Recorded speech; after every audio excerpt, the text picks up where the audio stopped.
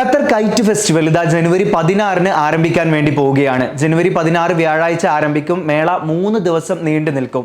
ആകാശം കളറാക്കി മനോഹരമായിട്ടുള്ള കാഴ്ച സമ്മാനിക്കുന്ന പട്ടം പറത്തൽ മേളയിൽ ലോകത്തിന്റെ വിവിധ കോണുകളിൽ നിന്നുള്ള പട്ടം പറത്തൽ വിദഗ്ധർ പങ്കെടുക്കുമെന്നാണ് അറിയിക്കുന്നത്. Sea line dunes, Doha marathon വേദി, ഓൾഡ് ദോഹ പോർട്ട് എന്നിവിടങ്ങളിലായിട്ട് 3 വേദികളിലായിട്ട് നടക്കുന്ന ഈ ഒരു പട്ടം പറത്തൽ മേള ജനുവരി 25 വരെ നീണ്ടു നിൽക്കും. ജനുവരി 16-ന് സീ ലൈനിൽ ആരംഭിച്ച് ജനുവരി 18 വരെ കുടുംബങ്ങൾക്കും വിനോദസഞ്ചാരികൾക്കുമൊക്കെ മരുഭൂമിയിലെ മണൽപ്പരപ്പിൽ ഇരുന്നു കൊണ്ട് ആകാശത്തെ ഈ വിസ്മയം തീർക്കുന്ന പട്ടം പറത്തൽ മേള ആസ്വദിക്കാൻ സാധിക്കും. ഇതോടൊപ്പം ജനുവരി 16, 17 തീയതികളിൽ ദോഹ മാരത്തണിൽ, അതായത് ഹോട്ടൽ പാർക്ക് കേന്ദ്രീകരിച്ചിട്ടായിരിക്കും ഈ ഒരു ഫെസ്റ്റിവൽ നടക്കുന്നത്. പിന്നീട് ജനുവരി 19 മുതൽ 25 വരെ ഓൾഡ് ദോഹ പോർട്ടിലും ഈ ഒരു ഫെസ്റ്റിവൽ ഉണ്ടായിരിക്കും. ഇതിന്റെ സമാപനവും ഇവിടെ വെച്ച് തന്നെയായിരിക്കും.